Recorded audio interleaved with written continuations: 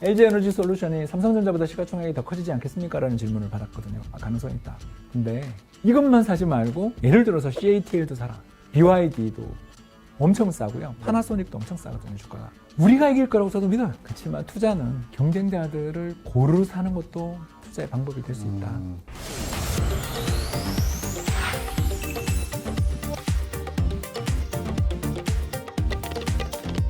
자, 주식 얘기 좀 해볼까요?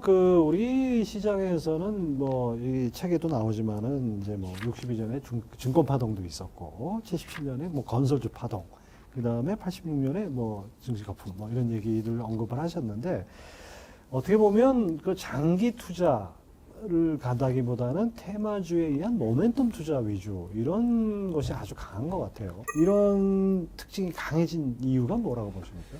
세 가지 정도인데, 첫 번째는 말씀드린 바와 같이 이 주식은요, 부자들의 주된 투자처가 아니에요. 안타깝게도. 네. 우리나라의 현금 부자 또는 저축을 할 어떤 상위 부유층들, 중산층 상류 이상의 사람들은 주된 투자처는 부동산이에요. 지금도 마찬가지고. 그러니까 이 사람들이 꾸준히 장기 투자를 할 수 있는 여력을 지닌 저축이 가지고 있는 사람들이 시장에 들어와서 꾸준히 머물러주면, 특히 간접 투자 시장에 머물러주는 게 주식시장을 안정시키는 가장 좋은 길인데, 그게 우리가 바이코리아 펀드 붐이라든가 또는 인사이트 펀드 붐이라든가 이런 것들을 겪으면서 다들 좀 실망을 많이 해버렸고, 두 번째는 수출 의존도가 너무 높다는 게 최대의 문제죠. 미국의 버크셔 스웨이나 코스트코나 존슨앤존슨 같은 기업들이 한국에 그렇게 많이 없죠. 왜냐하면 불황에도 좀 잘 버티고, 불황에라도 이익이 잘 나는 그런 기업들이 나오면 쌀 때 산다라는 이 가치 투자가 뭔가 효과를 발휘할 수가 있는데, 그러네요. 그건 좀 마지막 세 번째가 우리나라 시장 자체가 주주 중시 경쟁이 없다 보니까 배당이나 자사주 매입 소각 같은 일들이 잘 없고, 주식의 가격의 움직임이 모든 것의 수익의 근원이 되는 나라잖아요.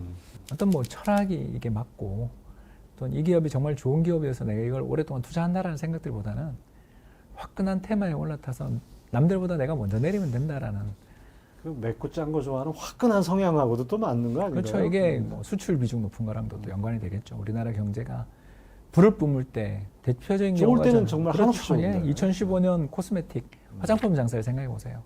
갑자기 전 세계인들이 한국 화장품을 다 쓰는 것 같은 그런 기분, 또 중국 시장에서의 어마어마한 시장 점유, 이런 것들이 폭발적인 가격의 상승을 일으키는 걸 보면서 투자자들이 한 배운 거죠. 여기다가 2020년 또 미국의 게임스탑 사태, 밈 주식들. 그래서 특히 공매도 세력을 박살내는 그 통쾌함. 단타는 원래 치던 거였는데 이제 모멘텀 세고 시장에서 가장 에너지가 높은 것만 사면 되지. 이걸 다음에 파는 거는 남들보다 내가 먼저 팔면 된다. 이런 생각에 특히 젊은 세대들이 여기 시장에 뛰어들고 있기 때문에 우리나라는 앞으로도 계속 이런 장세는 펼쳐질 거라고 봅니다.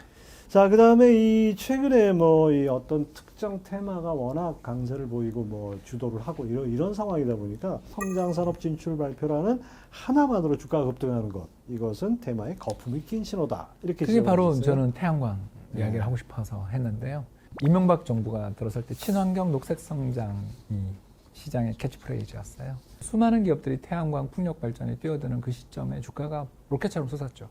근데 지금 문제가 있었어요. 중국 기업들이 어마어마하게 시장에 치고 들어와서 지금 시장에서 세계 10대 태양광 회사, 패널 만드는 회사를 보면 1등부터 9등이 중국 기업이고 마지막 10등이 오시아이거든요. 그러니까 오시아이가 잘못한 게 없어요. 열심히 투자했고 열심히 설비를 늘렸고 그리고 경영도 잘했어요. 그러나 주가는 왜 10분의 1 토막이 났는가? 이유는 딱 하나인 거죠. 너무나 미래 전망이 밝을 때는 수많은 사람들이 뛰어든다. 코스메틱 마찬가지였죠. 그때 연예 기획사 하나가 자기 이제 회사에 있는 수많은 연예인들이 있으니까 우리가 화장품 만들면 잘 될 거다 라면서 뛰어들었는데 그날 상한가를 치는 걸 보고서 제가 국민연금 다닐 때였는데 야, 이거 조심해야 된다. 이거 굉장히 안 좋은 신호다. 이런 식으로 신규 사업에 진출하는 회사가 상한가를 친다라는 건 시장의 참가자들이 두 가지 생각을 갖고 있는데 두 가지 다 잘못된 생각이죠. 첫 번째는 뭐냐면 기존에 진출하는 회사는 바본가. 새로 막 뛰어드는 회사가 뛰어들자마자 돈을 벌 수 있을 만큼 그렇게 만만한 회사 사업으로 보인다라는 거. 이거 진입장벽 없다. 두 번째가 뭐냐? 당연히 공급과잉. 이거가 어떤 산업이든 나오거든요. 그러니까 진입장벽이 없는가를 봐야 되는데 다 없죠, 사실은. 반도체조차 중국 기업 뛰어들었는데. 그럼 지금 배터리는 어떻습니까? 뭐 마찬가지죠. 그 중에 분명히 성공하고 성취를 거두는 기업들 나올 거예요.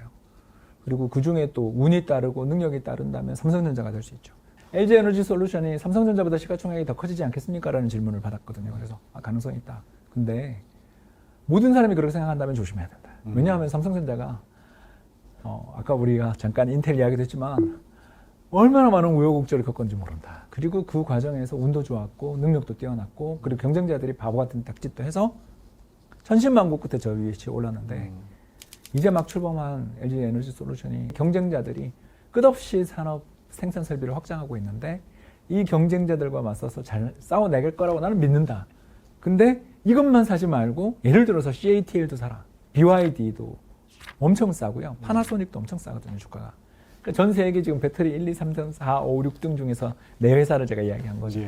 나머지 두 개는 한국 회사고요. 자, 이 삼국지에서 이 세 나라가 싸우고 있는데 이 세 나라 중에 우리가 이길 거라고 저도 믿어요.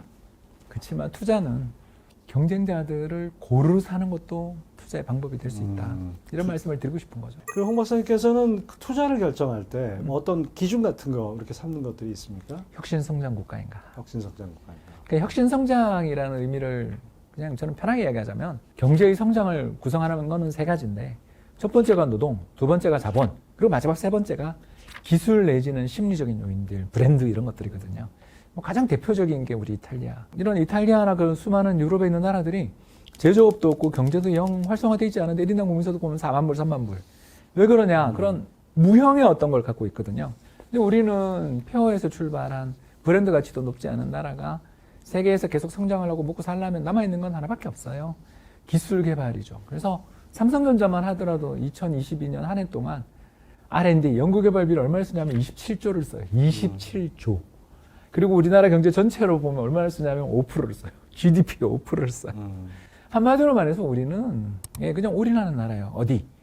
혁신, 성장, 그리고 기술 개발을 시켜서 노동력과 자본의 투입을 추가적으로 하지 않더라도 더 정교하게, 더 좋은 물건을 더 싸게, 더 신속하게 만들어내는데 미쳐있는 나라. 그렇게 해야 해외에 팔 수 있으니까. 그렇죠. 왜 우리는 아까 이야기한 것처럼 뭐 브랜드도 없고 오래된 전통 이런 걸 찾으려면 참 쉽지 않고 그리고 더 나아가서 국가 브랜드 이미지도 얼마 전까지 되게 좋지 않았으니까. 이게 되게 오래 걸리는 일인데 비해서 기술 혁신이 우리는 상대적으로 쉬운 일이고 또 이거에 대해서 우리나라의 기업들이 정말 적극성을 가지고 있고 이런 기술 혁신을 이끌어내고 세계 시장에서 승부를 보려는 이 근성, 마음을 가지고 있는 나라들이 앞으로 투자해서 유망한 거죠. 그래서 미국 시장이 2000년대에 잠깐 힘들었지만 저렇게 잘 나가는 이유가 전 세계 유니콘 기업 들어보셨죠? 한국에 한 20개 정도 있는데 일본이 몇 개인지 아세요? 몇 개입니까? 예, 11개. 우리보다 훨씬 적네요. 예, 인구가 우리나라 2배 반인데 미국은 700개거든요. 적극적으로 나도 부자가 될 수 있어 라고 이야기하며 뛰어드는 그런 친구들이 많은 나라가 굉장히 혁신 국가잖아요. 그래서 이런 나라들을 세계적으로 살펴보면 이스라엘, 스위스, 한국, 미국, 캐나다, 호주 등등 한 20나라가 안 되는 것 같아요. 내가 투자하는 나라가 정말 이런 혁신 성장과 그리고 내가 부자가 되겠다라는 강한 어떤 열망 그리고 그들이 부자가 됐을 때 국가가 그들을 약취하지 않는 재산권의 보호 이런 것들이 갖춰진 나라들이 장기적으로 투자해 볼 만한 나라이고 그런 면에서 한국은 A까지는 못 줘도 B는 그래도 줄 수 있는 나라다. 홍 박사님 같은 경우에는 시장은 합리적이라고 보십니까? 어떤 이기적인 개인들이 모여서 집단 지성미를 이루고 합리적이라고 보십니까? 아니, 비합리적이죠. 비합리적인데 그 비합리성의 기간은 상대적으로 짧다. 이렇게 보는 거죠. 그러니까 장기적으로 보면 펀더멘탈을 반영하는데 짧은 기간, 그 짧은 기간이라는 게 하루가 아니라 어떨 때는 6개월, 1년도 되더라고요. 주식시장에서 아까 제가 잠깐 그 화장품 이야기했잖아요. 그게 근데 1년을 더 가더라고요. 그러니까 1년을 염두에 두면서 투자를 하면서 시장이 합리적일 거라고 투자하시면 배신당할 가능성이 높다. 근데 5년, 10년이라면 시장은 합리적일 가능성이 높으니까 그때는 배신당할 가능성은 낮지 않나. 자산 배분 투자하자라고 이야기하는 이유가 저조차도 개별 종목 투자를 해서 그렇게 재미 본 적이 별로 없어요. 예. 근데 자산 배분 투자하고 또는 통화 분산 포트폴리오를 짜서는 부를 어느 정도 읽었거든요. 이런 것들을 좀 말씀드리고 싶었습니다. 자, 그리고 제가 이제 좋아하는 그 SF 소설가 테드 창. 이 소설 보니까 이제 그 인생에 돌아오지 않는 4가지가 있다고 표현한 게 너무 인상적이어서 제가 항상 메모를 해놓고 있는데, 내뱉은 말, 그다음에 쏜 화살, 지나간 인생, 그리고 네 번째가 놓쳐버린 기회입니다. 저는 개인적으로 인생에서 한 3번의 기회가 있을 거다라고 생각을 하는데, 저 이게 살아온 과정을 보면 3번의 기회가 저거였어요. 한 번은 외환위기였고, 두 번째는 글로벌 커뮤니티고, 세 번째 이번에 코로나였습니다. 문제는 3번의 기회가 항상 위기와 함께 오기 때문에 그렇죠. 기회 포착이 안 돼요. 이 기회 포착을 어떻게 해야 될지 좀 조언 좀 해주십시오. 혹시 환율에서 답을 찾을 수 있지 않나. 저는 그 외환시장 전문가니까 외환 보유고가 사실 저는 너무 많다고 생각하거든요. 냉정하게. 왜냐하면 민간이 이제는 달러를 어마어마하게 갖고 있기 때문에 꼭 정부가 저렇게 많이 가지고 있을 필요가 없다고 생각하거든요. 뭐 당장 국민연금만 한 3천억 불 들고 있거든요. KIC도 2천억 불 정도. 거기다가 우리나라 보험사들부터 시작해서 뭐 어마어마하잖아요. 그렇죠. 그래서 순 해외 자산이 8천억 불 정도 돼요. 근데 그런 나라인데 나라 망한다는 소리가 나면서 환율이 급등하거든요. 요때가 기회다. 그러니까 나라 망한다, 외환위기 이야기가 나올 때가 투자의 찬스다. 펀더멘털 측면에서 어떻게 봐도 우리는 채권국이 어떻게 망합니까? 근데도 사람들이 공포에. 트라우마가 있어요. 그렇죠. 요게 우리에게 또 다음번 찬스를 줄 거라고 생각합니다. 네. 그때 우리나라 시장에, 주식시장에서 특히 환율이 급등하면 이익이 크게 늘어날 기업들, 수출 경쟁력을 가지고 있는 수출 대기업들, 그리고 미래 성장 산업에 투자를 하고 있는 기업들에게 한번 관심을 가지시면 좋은 투자의 기회가 올 거라고 생각합니다. 자, 경제한수 이렇게 긴 시간 동안 우리 저 홍춘욱 박사 얘기 나눴는데, 돈을 벌고 싶으면 돈의 역사를 알아야 됩니다.